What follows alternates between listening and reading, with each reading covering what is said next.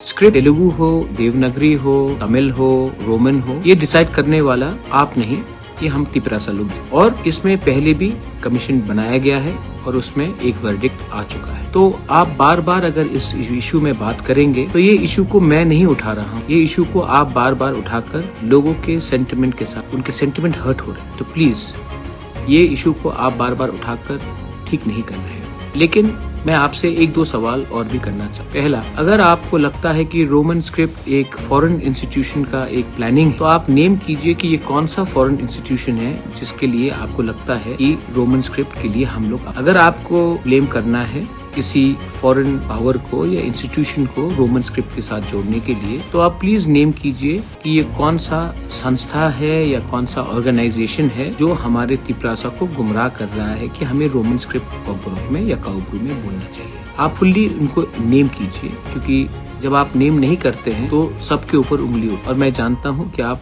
Name करेंगे तो clarity भी निकलेगा। दूसरा पॉइंट है, अगर आप रोमन स्क्रिप्ट के खिलाफ हो तो मैंने परसों कई न्यूज सुना है कि आप जर्मन लैंग्वेज इंट्रोड्यूस करना चाह रहे हैं त्रिपुरा में। जर्मन लैंग्वेज कौन से स्क्रिप्ट में निकलेगा?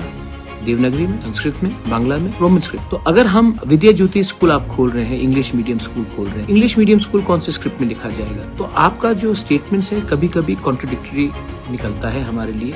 मैं फिर से बोलना चाहता हूँ कि हम बंगाली लैंग्वेज के खिलाफ नहीं है। We think that Bengali language is a very good language and it should be promoted. Same way Kokborok और काउब्रू स्पीकर्स को, या धारलोंग हो, रांगलोंग हो, मिजो हो, हमको अपना स्क्रिप्ट का चूज करने का हमारे पास अधिकार होना चाहिए, और वो हम चाहते हैं। इसमें किसी का बाहर का सुझाव का हमको दरकार नहीं है।